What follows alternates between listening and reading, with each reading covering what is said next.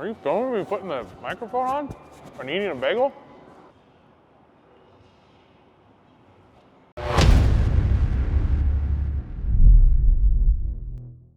Welcome back to our Tre 5 Customs YouTube channel. As you can see, we have an empty spot right here, and we'll show you why here in a minute. But let's give you the rundown. Walk through the shop. What's going on? We have an engine for this. We ordered an LSA for Preston's. This is Preston's 13,000 mile pace truck, but we ordered an LSA from Boris over at Street Machinery. So that's actually in the bathroom. We were supposed to show you that last week, 2 weeks ago, but we never did. So we'll have to remember to go show you the bathroom this week. But we're waiting on transmission. So Jason over at Choice Transmission has a 4L80 that's supposed to be ready for us next week. Back here in the bed, we've got all the sheet metal work done. We basically just did like your standard trailer tubs. Like I said before in the last video, we want to keep the bed floor stock in the front and the back, and the way this chassis is designed, we're able to do that. The gas tank actually goes in the factory location, and the air management goes where the spare tire did, and it stays underneath the bed floor. So we just built this cover here. No need to access anything, so there's no holes, nothing like that. Some bead rolls for strength. And then the really cool thing that we did is part of the bed floor that we cut out, we added right here, where the factory wheel tub would have been longer than these. This thing will get a little bit of body work, it's pretty straight, but a little bit of body work, some seam sealer, and then bed line. We've got Milan's Suburban over here. Everybody's seen this thing by now, especially if you're following us on the social media webs. But basically, they're pulling the engine back out right now. So we made our own engine mounts for this one because I think we talked about this before too, but if you do like the Dirty Dingo mounts or anybody else's, I think CPP makes mounts for them, but they all go off the factory location, and the factory location is offset. So we made our own mounts, centered the engine in between, well, not even between the frame rails, because the frame rails are not symmetrical. So on the firewall, basically, in between the wheels themselves, the engine's now centered. We got the drive shaft tunnel cut out. Hector's already made it and fit it. But we're going to pull the engine back out so we can burn in the engine mounts, and then this engine and transmission's already painted, so we want to pull it out of the way so we can do the trans tunnel welding. In the back you can see, everybody talked about how tall this crossmember was. It carries the upper links, but that's the factory seat bolted in the factory spot. So if we can clear that with the drive shaft tunnel, which we've ordered a drive shaft already, then we can keep the factory seats. We still may go to 4 buckets in this thing. That's kind of on Milan and how much it's going to take to get the drive shaft in here. So underneath, which you can't see right now, but maybe by the time we're done, we've got frame stiffener pieces in there. The main rails for this are 2x5, and they fit right in the notches of the sheet metal underneath the body, cross members and stuff. But as you get towards the center, it gets narrower in height, it gets shorter in height. So we did a 2x4, and then we actually notched it for one of the cross members that goes across for the sheet metal. But should be super strong now. May do a little bit more tie-in back here with some tube work, but this thing is cruising along, steering column's in it, so we can hook up steering now and all that fun stuff. Again, we're still waiting on some stuff for Kratos' truck, so this has been moved back off the lift because all the rust repair is now done on Larry Gloria's truck. So this doesn't look any different, but here we have Larry Gloria's truck. So you've seen this chassis was over there. The cab was right here, getting a ton of rust repair done. So rust repair is all done. All the little holes are done. You can see the third brake lights filled in. The keyholes are filled in. The big one on this that we started customizing is the whole center of the dash is now flat.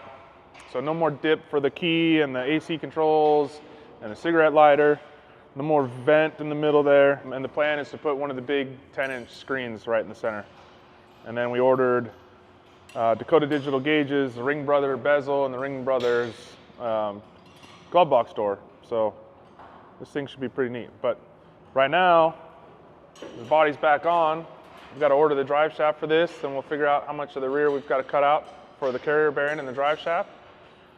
But the big thing is we're kind of doing like a hybrid under the hood. So like Manny's truck, we did everything. We built the inner fenders, we built the radiator cover, we built the firewall. It's all 100% custom stuff. But then you look at a truck like mine, and we just kind of shaved the factory firewall, kept the factory contours, but mirrored them, and then did heart fabs. So this one, we're kind of doing the combination of the two. It'll have a full custom firewall, but we're gonna put heart fabs in it. So we're laying out the firewall, we'll lay out our bead roll lines once we get steering column and brake master over there. Then we'll figure out what we're gonna do for bead rolls. I'll relay that information to Josh, and he'll make us a one-off set of heart fabs for this that we can still just bolt in and make it look a little bit more custom, but still speed up the process. So over on this side of the shop, we have my truck. This was out on loaner to Rev B for a week so they could show it off at their little poker run stop. We had a leaky thermostat housing, so that has been cured and we're just topping off the fluids. And then this thing will be donezo. So this is mine, it'll go home with me, and I'll bring it out for fun events and drive it. Maybe I'll drive it once a week or two while the weather's nice.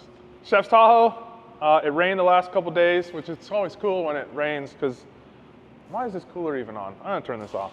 Whenever it rains, which it rained the last 2 days, so I haven't been able to put any more miles on it, but our wonderful coolers at this place will just spit out water, and then we'll get cool water spots.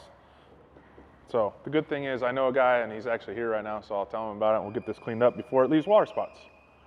And then, lastly, inside the shop, we have Joe Locklear's truck, and it's gonna be really hard to tell on the video because it's really hard to tell in person, but we just wrapped the whole truck in a PPF, so paint protection film, so dynamic tint. Over on the east side of town, here in Phoenix area, just got done wrapping all this and protecting it, so that way rock chips, water spots, bird poop, whatever happens, he can actually go drive this truck, because the truck's actually been done for like a year now. It's been at both Dino's get downs for the last 2 years, so now it's time for him to start driving it and enjoying it, and the PPF will ease his mind. And if anybody knows anything about square bodies, like this area right here is so prone to rock chips. So right in front of the wheel, like even some of the factory ones, they came with the piece of PPF there, but then other people put the little stainless thing there. So this PPF will really cut down on any rock chips, scratches, stains, that type of thing. We'll spell this out for you a little bit. I did a thing. I'll give you a short story. Sitting at home, cruising through, and I saw this thing. It was 4,500 bucks. I'm like, 4,500 bucks for a dually? I'm gonna check this out. So I look at the ad, and the ad looks like the truck's sitting in the middle of the mountains somewhere, buried in the dirt, and hasn't been touched for a long time. And then it reads, it's only got 42,000 miles on it. Fuck, this is getting better. Until you get all the way to the bottom of the ad, and then it's like, blown head gasket, doesn't run. Been parked for however many years. So I call the guy up, talk to him for a little bit, get some more pictures, because I wanted to make sure under the hood, if it's got a blown gasket, he didn't take anything apart and look at it. I wanted to make sure everything was still there. He hadn't touched anything. Some mice had ate the spark plug wires, but who cares? Those are 100 bucks.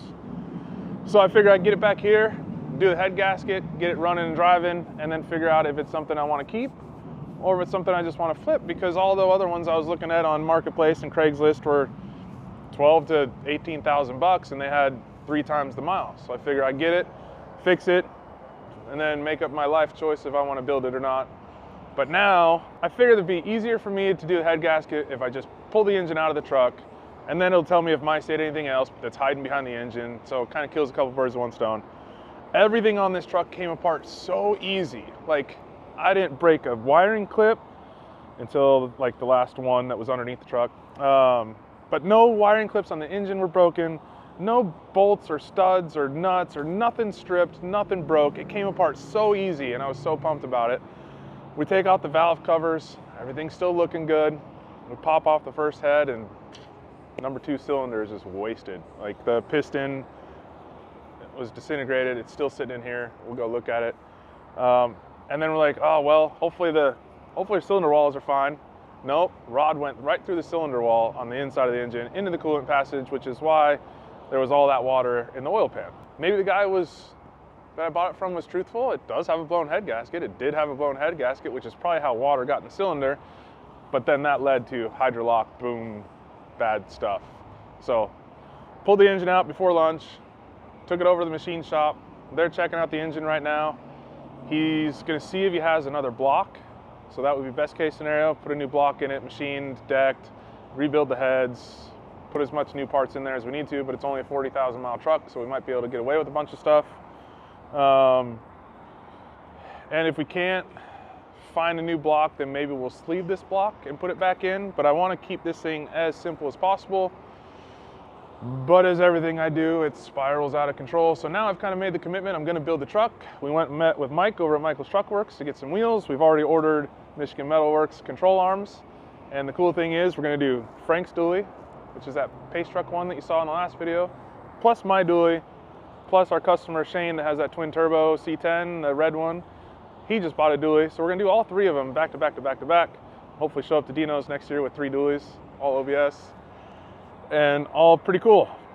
So intake, manifold, valve covers, accessory drive pulleys, all that fun stuff. Even like the sway bar, I've already sent all out for powder coat so that when I get the engine back, I can put it all back together. Core support, all those pieces and parts and stuff I already sent out to powder coat, so we can just do like a BK08, have a nice black on there. And then we already started doing some stuff too, so we got rid of the ABS. We're gonna put a Bear Remaster on the factory Hydro Boost. They make a really cheap 14 volt or corporate 14 volt disc brake conversion that you can kind of piece together for like 260 bucks, I saw. So I'm gonna run new brake lines to the back, do all new brake lines in the front because one of the brake lines up here was messed up anyway. So we'll have all new brake lines, we'll have a Bear Remaster, we'll have a narrowed stock 14 volt axle, we'll have Michael's Truck Works 24s, Michigan Metal Works arms. I gotta call my buddy Derek over at AccuAir, and we'll call Viair, and we'll get compressors and air management and all that fun stuff. We've already started on the wire tuck. So all the other dualies you see have like the ABS here and the computer's mounted somewhere goofy or right on top of the fender, and the factory fuse box is hanging out. You know, I mean, everybody mounts them, but it just clutters under here. And I've done a couple of these before, a long time ago, and you can see here, we have it taped up because Anthony's coming, but there's a hole right there, and we fed all the wires back out through that hole. So now my computer will be where the e-brake was, and the fuse box gets skinnied down and all the meat taken off of it, and we mount that underneath, so then both fuse boxes will be underneath. This is part of the reason I bought this truck though. Like, look at this interior.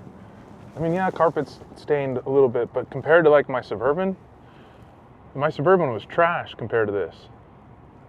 And I had to do a lot of work. But this is like, I think you just shampoo these seats and be done. The dash is cracked on every single one of them, but eBay's easy. $1,000 for a brand new, not brand new, but a uncracked dash. So that'll be easy. Plus I can put stereo in here and all that stuff at the same time. The headliner's like, there's no sags in the headliner. So this thing sat in, how do you say it? Phelan? This thing sat in Phelan, like the mountains, hills, and I pulled up to this dude's like 5th wheel trailer with a lean-to and a porch off of it to get this thing. He said it's been sitting since 2006, which explains why there's only 42,000 miles on the odometer. Okay, so like a cheese. Oh yeah, we started a drinking game too. Started a drinking game on the last YouTube video. Every time I say so in this video, you have to take a drink. So,